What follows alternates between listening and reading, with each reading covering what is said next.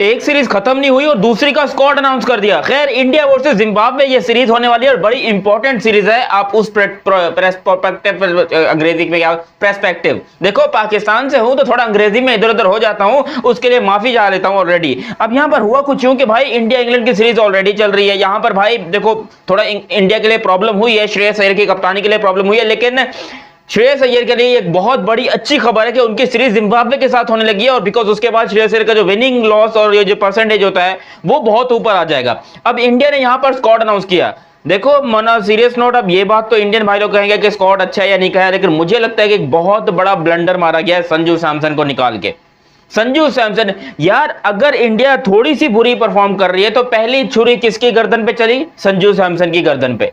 उसको आपने बिल्कुल साइड में कर दिया और जिसको करना चाहिए तिलक वर्मा को, वो बंदा टीम का वाइस कप्तान बन के अभी बैठा हुआ। देखो मुझे पता है बहुत सारे लोग मुझे गालियां देंगे, तेरी क्या औकात है भिखारी, तू क्या बोल रहा है। देखो भाई ठीक है, मैं भिखारी हूं, मेरी कोई औकात नहीं है, बट जस्ट एक क्रिकेट फैन के हिसाब से अगर आप देखोगे, मैं भी एक क्रिकेट फैन हूं, आप भी एक क्रिकेट फैन है और मुझे इंडियन क्रिकेट को फॉलो करते हुए ऑलमोस्ट 6 से 7 साल लगातार हो गए 2019 के वर्ल्ड कप से मैं ये कर रहा हूं। अब यहां पर भाई इंडियन टीम को देखते हुए कम से कम ये तो मैं पक्का कह रहा हूं कि ये एक पैनिक कॉल है।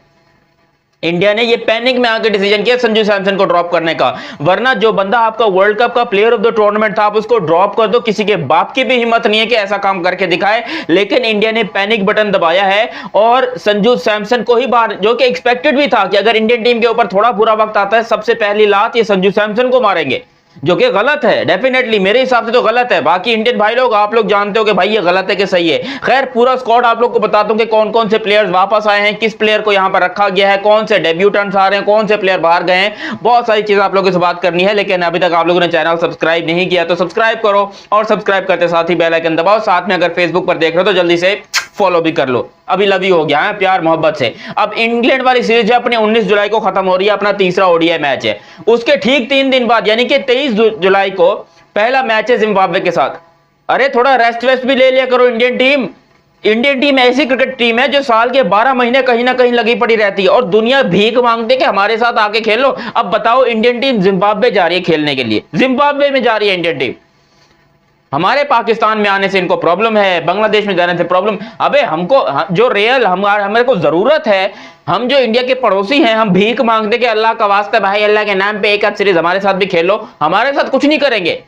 जिम्बाब्वे, आयरलैंड, अफगानिस्तान उनके मजे हैं भाई, इंडिया उनके साथ जाके सीरीज भी खेल रहा है और पेल भी रहा है उनको।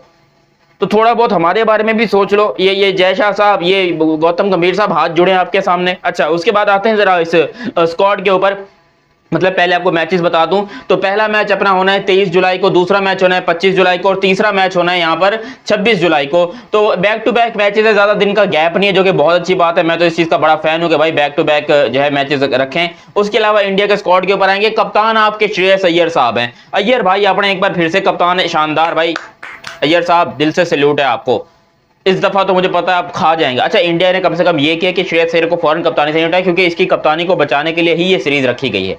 Shreyas Iyer is the captain of Indian cricket team right now in T20 eyes. और उसकी सीरीज उसकी अगर इंग्लैंड वाली सीरीज, मुझे तो ये पता है कमबैक करने में मास्टर है इंडिया वाले, तो कमबैक तो कर लेंगे, बट ये सीरीज तो इंडिया ने खैर क्लीन स्वीप करनी है। Shreyas Iyer as a captain आपको देखने को मिल रहा है। वैभव सूर्यवंशी को रखा गया, भाई इसको पूरे मैचेस खिला देना, मेरे हाथ जोड़े आपके सामने। इस बंदे को, ये बंदे के अंदर से जो है ना वो मर्दपना निकल रहा है। अभी 15 साल की उम्र में आपको वैसे भी पता है कि मर्दपना जो है वो बड़े अच्छे तरीके से निकलता है और उसके अंदर से निकल रहा है। वो खा जाएगा जिम्बाब्वे वालों को, बेचारे उनके अमो ज़रबानी वगैरह जो भी हैं उनकी फटी पड़ी है उनको देख के। तो वैभव सूर्यवंशी भी आपको देखने को मिल रहे हैं। अभिषेक शर्मा, चलो भाई वेरी गुड है। अभिषेक शर्मा इंडिया के इस टाइम पे एपेक्स प्रेडिटर बने हुए हैं एक तरीके से, क्योंकि वो बंदा लगातार परफॉर्मेंस दे रहा है। 20 बॉलों में 50, 23 बॉलों में 50, 25 बॉलों में 50, वो बंदा इस स्ट्राइक रेट के साथ इंडिया को परफॉर्म करके दे रहा है, तो वेल एंड गुड है। जहां तक वो परफॉर्म कर रहा है उसकी जगह भी बिल्कुल ठीक है।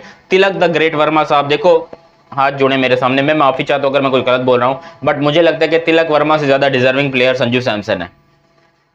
परफॉर्मेंस में शायद संजू सैमसन अब भी थोड़ा सा पीछे है, बट आप वर्ल्ड कप को उठाकर देखो, उससे पहले उठाकर देखो, उसकी हिस्ट्री उठाकर देखोगे तो संजू सैमसन एक ऐसा प्लेयर है कि या तो आर या पार, या तो मारेगा तो सीधा सेंचुरी मारेगा या फिर फेल हो जाएगा। सेंचुरी इन द सेंस कि जो T20 वर्ल्ड कप था उसमें भी यहाँ पर संजू सैमसन की ऑलमोस्ट सेंचुरीज आ गई थी, 3 सेंचुरीज, 89 किए, फिर 97 किए, फिर 89 किए थे। तो बड़ी इंपॉर्टेंट इनिंग थी दोनों, और वहां पर सेंचुरी के करीब ही पहुंचा था उस टाइम पे अपना संजू भाई। लेकिन खैर कोई बात नहीं, तिलक वर्मा को यहाँ पर भी मौका दिया गया और मेरे ख्याल से ये इसके लिए लास्ट चांस होगा। अगर यहाँ पर भी तिलक वर्मा परफॉर्म ना करें तो फिर उसको बाहर किया जा सकता है। तिलक वर्मा अपने मौजूद हैं, साथ में ईशान किशन साहब जो है वो विकेट कीपर बैट्समैन है। ठीक है भाई, इसका भी बनता है। ईशान किशन मुझे ठीक लगता है, मुझे क्या ठीक लगता है, पूरे हिंदुस्तान को ही ठीक लगता है, तभी तो टीम में आया ना, कमबैक करके ऐसा छाया कि T20 आई का नंबर 1 रैंक्ड T20 आई प्लेयर बन गया। तो मजाक तो नहीं है, ईशान किशन भी आपको यहाँ पर देखने को मिल रहा है।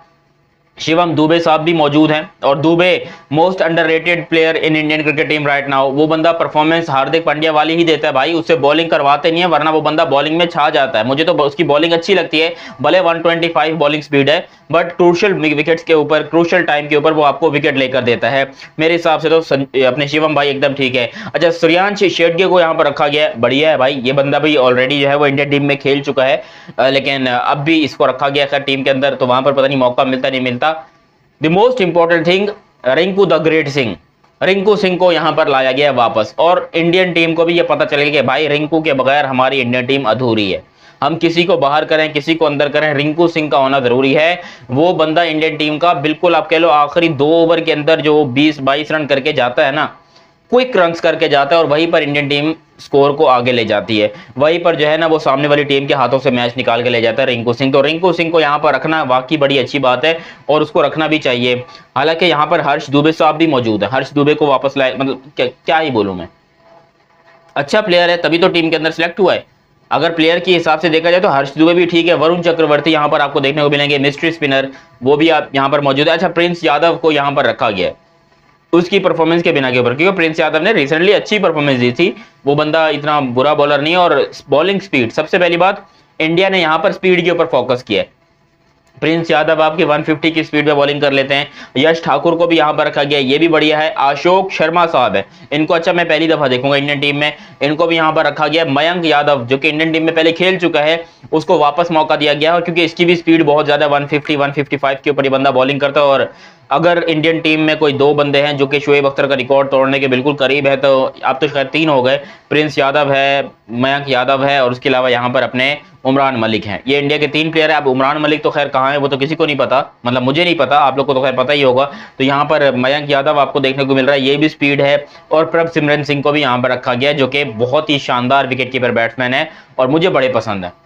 प्रभसिमरन सिंह ने आपको आईपीएल के अंदर प्रूव करके दिखाया कि भाई वो कितना अच्छा बैट्समैन है। इंडिया की टीम अच्छी दिख रही है, मैं इस पे ज्यादा क्रिटिसिज्म नहीं करता, मुझे ठीक ठाक ही लग रहे हैं। लेकिन उसके अलावा मैं एक चीज पे जो कि मुझे हैरानी है, और इंडिया ऐसे फैसले कभी नहीं करता है, इंडिया ने यहाँ पर भाई अजीबोगरीब तरीके से कह लो कि भाई डिसीजन लिया है कि डायरेक्टली 5 चेंजेस किए हैं। 5 चेंजेस इंडिया ने कर दिए एक तरीके से। कम बैक हो रहा है यहाँ पर रिंकू सिंह का और मयंक यादव का, वो तो सबको पता है कि भाई बढ़िया है, और कोई भी इंडियन क्रिकेट फैन होगा वो इससे एग्री करेगा कि बिल्कुल ठीक टीम अनाउंस हुई है। अब उसके अलावा यहाँ पर भाई मेडन कॉल जो है, हर्ष दुबे हैं, अशोक शर्मा है, प्रभसिमरन सिंह है, ये आपके पहली दफा जो मेडन कॉल है इनके लिए, ये अपना डेब्यू करेंगे, सही है।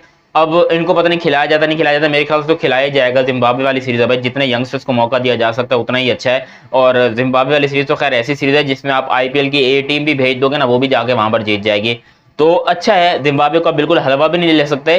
और मुझे जहां तक याद पड़ रहा है 2024 के वर्ल्ड कप के बाद जब इंडियन टीम जिम्बाब्वे गई थी 5 T20 मैचेस खेलने के लिए, वो आपकी बिल्कुल ही नई टीम थी, बिल्कुल नई टीम थी। उस टीम के अंदर तो ऋतुराज गायकवाड़ भी थे, if I am not wrong, वो भी वहां पर अच्छा परफॉर्म किए थे, रन्स किए थे अच्छे खासे। लेकिन खैर what ever it is, Indian cricket team जो है वो अनाउंस हो चुकी है, इसमें 5 चेंजेस आई हैं, और बेचारों को, कुछ लड़कों को बगैर किसी वजह के बाहर भी निकाला गया है। मैं तो रिंकू सिंह के ऊपर खुश हूं कि भाई उस बंदे को टीम में लाया गया, लेकिन उतना दुख मुझे यहाँ पर अपने संजू भाई के लिए भी हो रहा है कि संजू भाई को निकाल के थोड़ी गलती कर ली गई है। बाकी मुझे आप लोग अपनी राय कमेंट सेक्शन में दीजिएगा कि आप लोग को ये स्क्वाड कैसा लगा। अभी तक आप लोगों ने चैनल सब्सक्राइब नहीं किया तो सब्सक्राइब कीजिए, फेसबुक पर फॉलो नहीं किया तो फॉलो कीजिए। मिलते हैं बहुत ही जल्द अगले वीडियो में, तब तक के लिए आप मुझे दीजिए इजाजत। अल्लाह हाफिज़ एंड लव यू हो गया, बाय बाय।